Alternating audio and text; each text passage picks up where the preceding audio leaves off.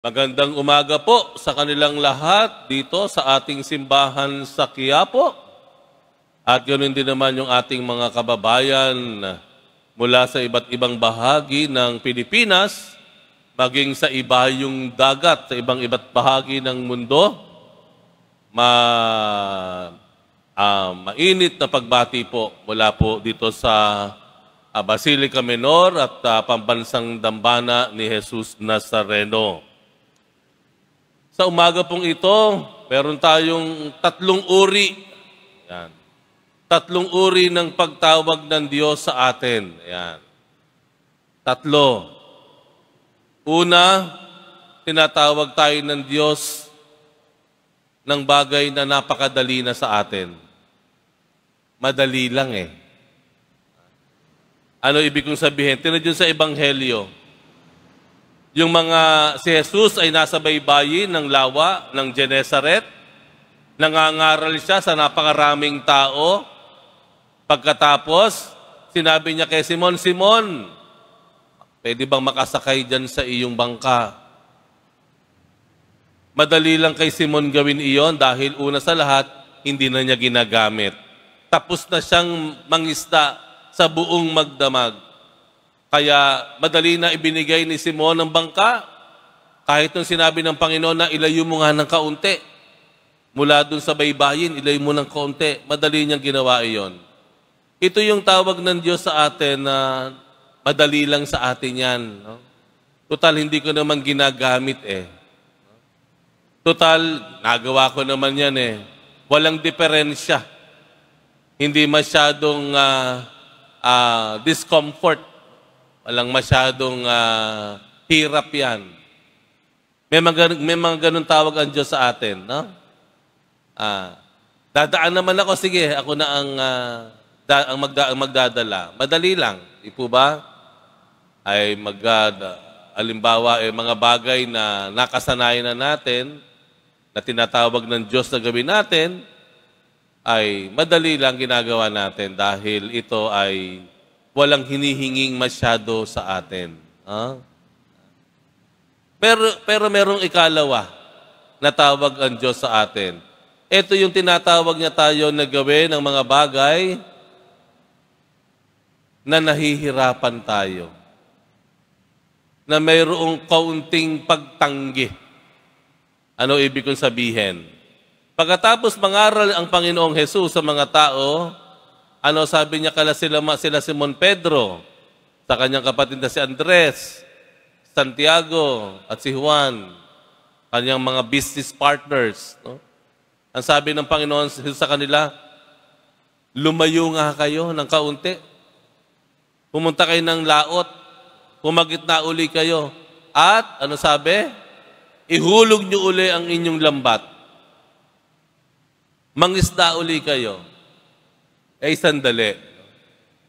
Sandali, parang sabi ni Pedro, magdamag na po kaming ng huli ng isda. Wala kaming nahuli. Tapos sasabihin niyo sa amin, pumalaot uli kami at ihagis uli ang lambat.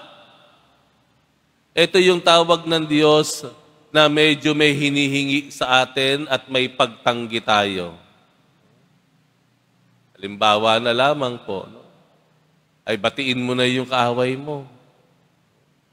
Isauli mo na yung kinuha mo. Yan, yung mga pagtanggi yan. Ang hirap nun, di ba?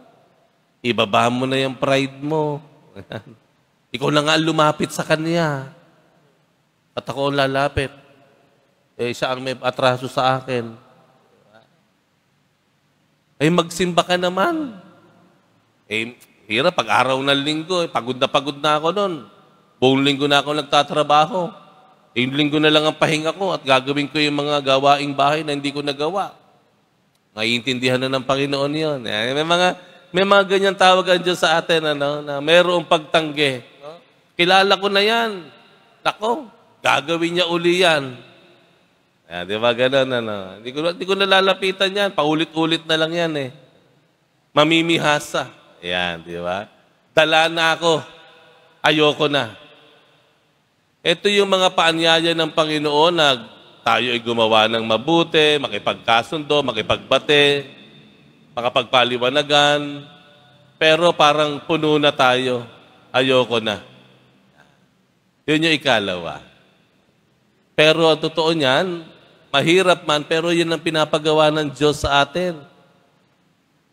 Pinapagawa ng Diyos sa atin yan dahil alam ng Diyos sa bandang huli, yan ay makabubuti sa atin. Mahirap? Mahirap man yan, pero ang susunod dyan, pag nagawa natin, ay ang kaginhawahan. Kapayapaan ng kalooban. Kapayapaan ng pag-iisip. Maluwag na paghinga. Mahirap man, pero alam ng Diyos, ito ay may kapalit na biyaya at gantimpala. Pangalawang tawag.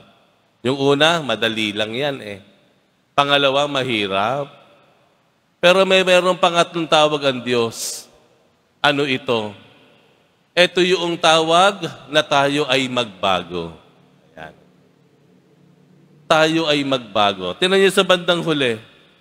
Nung makita nila Simon Pedro, nila Andres, Juan at Santiago, na halos lumubog yung kanilang mga bangka, na hindi maipaliwanag na pagkatapos ng isang magdamag na pagngisda at walang nahuli, pero sa isang iglap, nung sinabi nung itong si Jesus na ibaba ang lambat, punong-puno na ang bangka.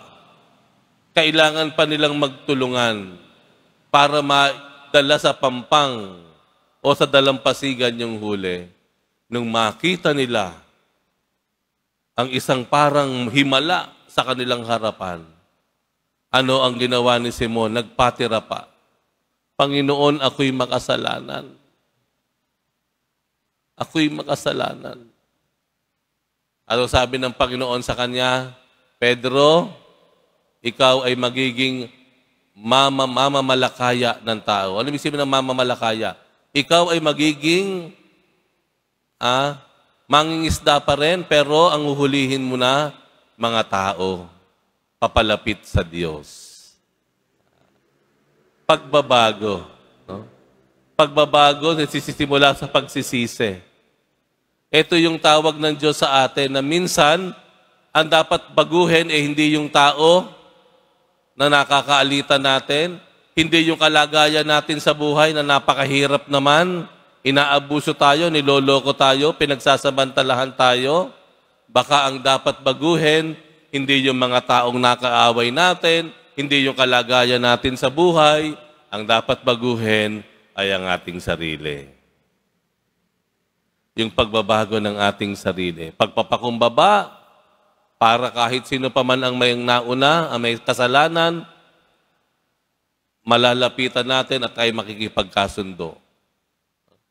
Pagbabago na kahit ganyan ang buhay natin, kahit mahirap, hindi ko na kailangang manloko, hindi ko kailangang mangupit, hindi ko kailangang magnakaw, hindi ko kailangang mandukot, halimbawa.